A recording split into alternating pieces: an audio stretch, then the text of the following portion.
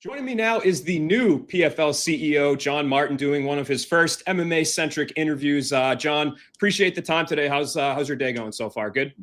So far, so good. Thanks for talking to me today.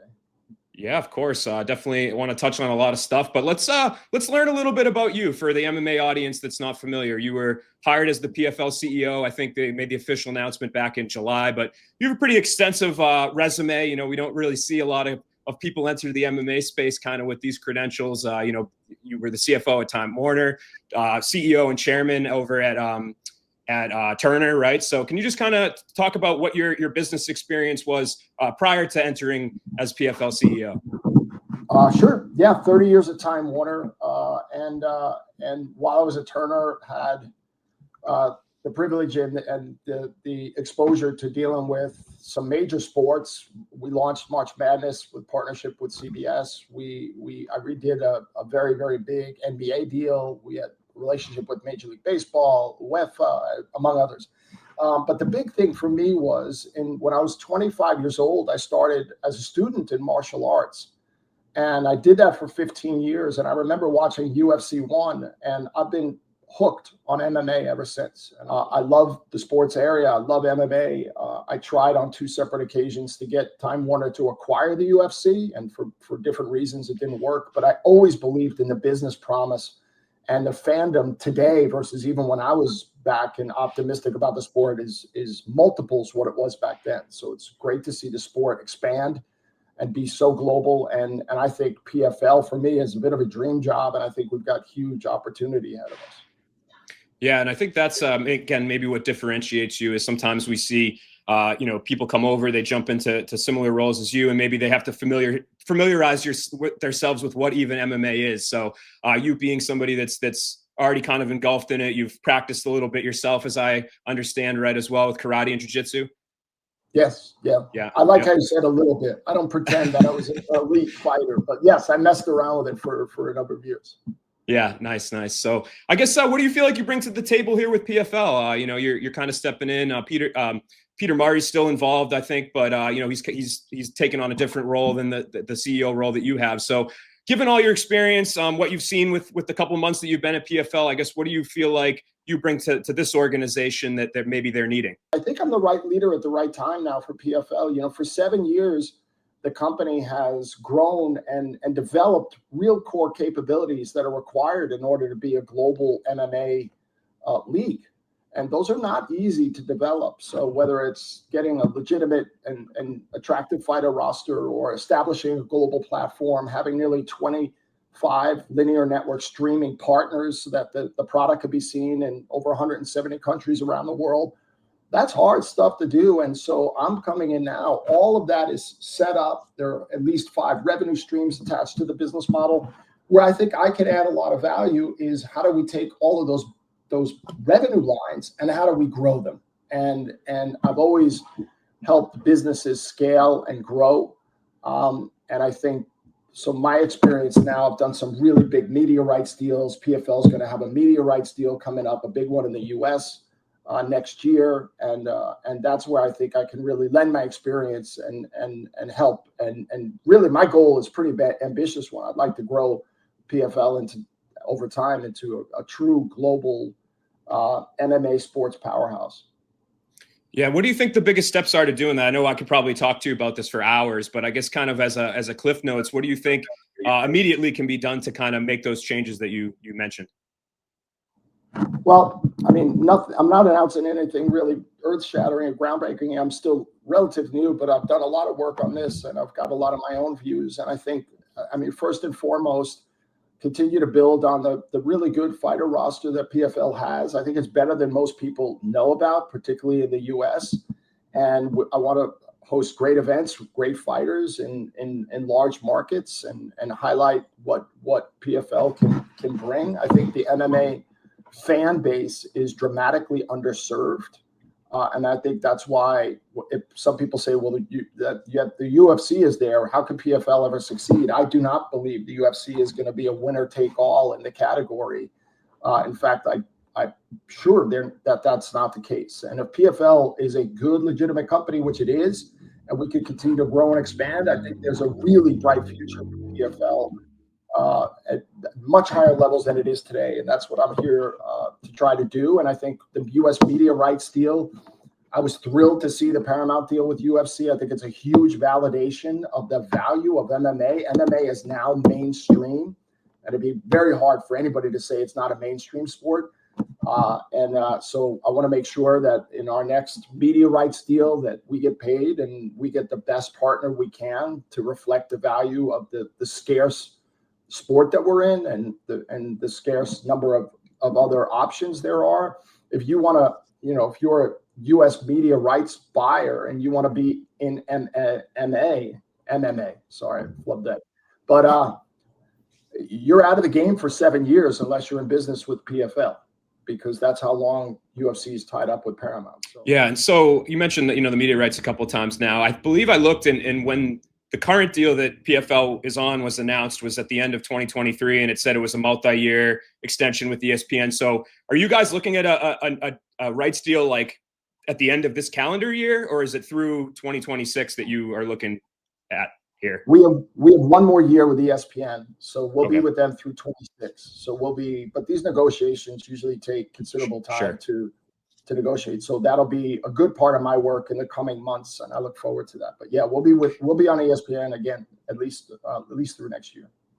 Yeah, and I guess how much do you feel like the UFC's deal impacts you? I know you mentioned it there. Like if you're not Paramount, you're not in the MMA space in the US broadcast field. So do you feel like them shifting over there? I mean, does it give you guys more exposure on ESPN? Does it kind of help that you are in a contract year now, where you can kind of, I don't know, maybe other people that were in the UFC sweepstakes are trying to get in with an MMA promotion? I guess, how do you view what happened with them impacting PFL? I think it's only good for PFL. I'm going to need some time when I reach out to any company that's going to potentially want to buy rights in the next round to find out what their desires are. My understanding is UFC had multiple bidders, maybe up close to a half a dozen or so. So I think the fact that there is really no other premium MMA to buy, our deal is up at the end of 26. And so I think there are probably more buyers or potential buyers of those rights, our rights, than there ever have been before. A lot of these big media conglomerates, they're splitting off.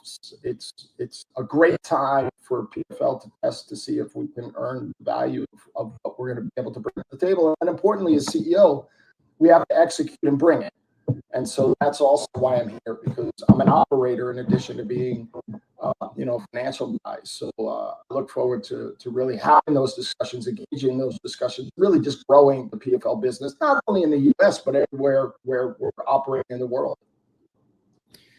Yeah, and I'm curious, obviously that's stuff for the future, and it's stuff that's going to be talked about pretty intensely on your side in the next year. But for this 2026 calendar that's coming up, I mean, what should fans expect to see, right? Like right now, there's kind of all these different series. You've got the pay-per-view series, you've got the World Tournament Series, you've got the Champion Series, and then you have all of your kind of international, I don't want to call them regional, but kind of sectional tournaments to elevate fighters to the kind of the main series. So is that something that you plan to stick with in 2026? I think maybe some of the feedback that we've gotten from fans is sometimes it's a little bit confusing with so many moving parts, but do you feel like this is a working recipe and something that will continue at least up until your ESPN deal is done? It's a fair question. I think I'm not prepared to make any definitive announcements today, but I think we've been asking the fans a lot to keep track of all the various formats. And so I'm interested in putting on the best fights we can for as many people as we can. And sometimes simpler could be better. So I'm going to be looking for how do we hit that sweet spot and optimize. And, so I think there could be some changes coming up. Yeah, because I think really, I mean, most of the feedback we've gotten is just about kind of consistency, right? Even from the fighters, sometimes we've heard over the last year, some of them frustrated with kind of not knowing where they fall, right? And part of that was due to the Bellator transition, and you had Bellator champions and PFL champions kind of at the same time. So I guess is consistency with some of these mainstream events something that you're looking forward to? Like, I think right now, right, like on the back half of this year, you guys had the tournaments finish up in August, and then we have this one championship series event coming up in October. But beyond that, the main series, we don't really know what's happening. So would that be something too for the athletes, maybe perhaps to kind of have a clearer vision of where they're headed? Yes, again, I think simplifying it all might be to everyone's benefit. And that's what I'm looking at right now. And I'm going to take all of the pros and cons into effect before we make a definitive announcement. But we still, we've got this, I think, an excellent card and event in Dubai, and I'm really, really excited about that. And I'm not going to make news on any other fight announcements today, but I would just say stay tuned, because we'll have some more exciting news for the remainder of 2025, even before we get to 2026. So stay tuned for that. And I think, 2026, I'll be in discussions very, very shortly with ESPN about the schedule and the calendar and what they're willing to commit in terms of time. ESPN doesn't have UFC anymore, and if MMA is important for them, I would love to see them step up a little bit and demonstrate that. So, but look, I think PFL has had some tremendous fan success in PFL Europe, which is now 3 years old.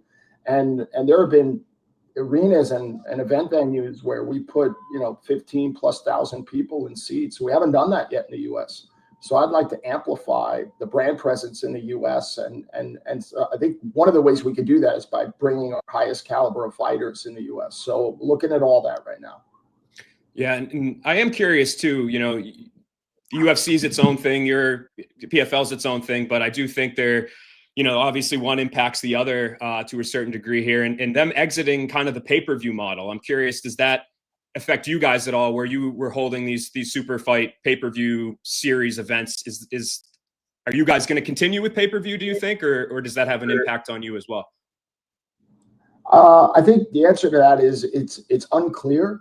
I think the decision that the UFC made to sort of get out of the pay-per-view business, there's a lot of logic to that.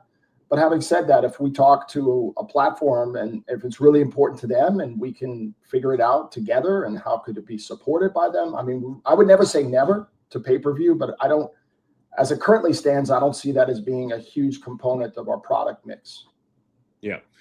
I know you're kind of familiarizing yourself, I think, probably with the athletes and whatnot. So I think it would be maybe a little unfair of me to kind of dive too deep into things. But one guy I know that is a big selling point for PFL is Francis Ngannou. And we've seen him fight once for you guys. And then, since then he has not really competed. There were some rumors that maybe his contract had expired, but I'd seen an interview he had done about 10 days ago where he said, no, I'm still with them for a few more months and I plan on fighting again. So I guess any sort of update on him, kind of where he stands with you guys and when fans could expect to see him fight again?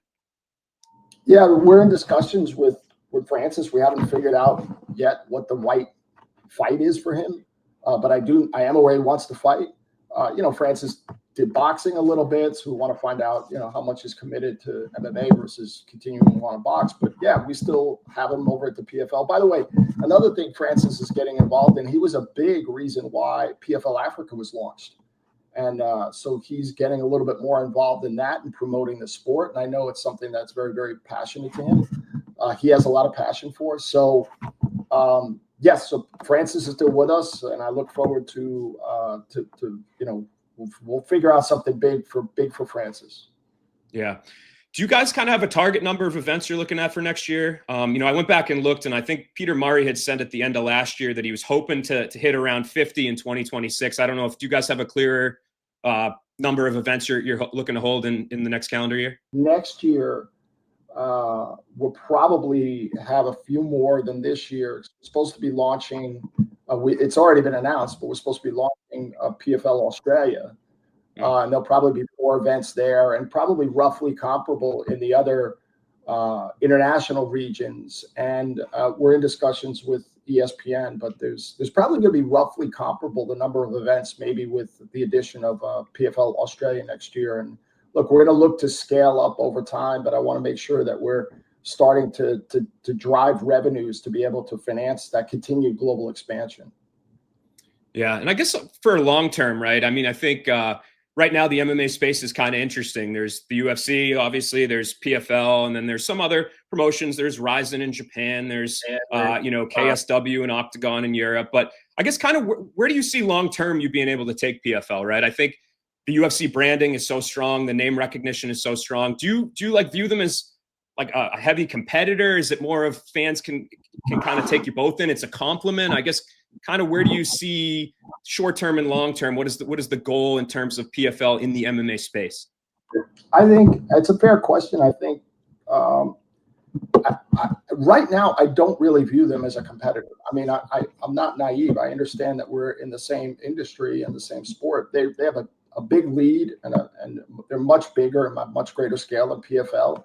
I think the fact that they are so successful right now, and part of what I'm really bullish about PFL's future is because UFC continues to grow the overall category, the overall industry competitive chain. Excuse me. You did mention that there are some other companies out there pursuing the space, but they're way behind where we are, and so over time, I'd like to continue to get better and better in the core MMA business. But I come from a longstanding media background, and I think there's never been more innovative ways to get storytelling going and get fans engaged and begin to tell stories in different ways. And really, our sport is about storytelling. So I'd like to begin to try to exploit that. Long-term ambition would be PFL could be a really valuable and successful global media company, but that's long term. We got a long way to go, and I want to make sure that we're putting all of the we're continuing to put all the necessary pieces in place to grow this business intelligently, take advantage of the global market expansion, and to delight fans. Because ultimately, if the fans like PFL, we're going to do great. Yeah, and you mentioned in one of your first answers about how you had tried to bring the UFC on when you were in your past roles. I'm curious, did you have much of a relationship with Dana White in any of your business dealings? Because you seem like, obviously you have a very big appreciation for what they do. And sometimes when we see promoters and CEOs for competing or adjacent companies, there's kind of in the fight game, right? There's that butting of heads. And so I'm curious what kind of relationship you might have with him. And do you feel like this could be sort of a respectful sort of competition for you guys going forward? Look, I think, I'm a very competitive guy, so I'm not, I would never basically not say I'm competing. But I first met Dana in 2005, and then 2016 became very close to acquiring UFC, and had Time Warner not been way down the path already toward announcing a sale of the whole company to AT&T, I'm convinced we would have bought UFC. And I don't know if Dana would remember this, but we sat in their wonderful kitchen in Vegas, and he and Lorenzo said that they want to be acquired by Time Warner. I was the person he was talking to. So I've followed his career, great respect for what they've done, and I look forward to, like I said, being in the same competitive space with them. Yeah. And let's end on this. What should fans, what do they have to look forward to coming up? I know we have obviously the Champion Series event in October. You said there's some announcements coming. We've got, I believe, PFL Africa is coming up, PFL Europe show. So I don't know. What is there anything that you want to kind of get out there that fans should tune into the next coming few months? Finish 2025 strong. I'm really excited for the Dubai event. A rematch of Usman and Paul Hughes. We've got some other really exciting fights on that card as well with Corey Anderson, and there's some actually undercard fights that are also have great intrigue and storytelling. Archie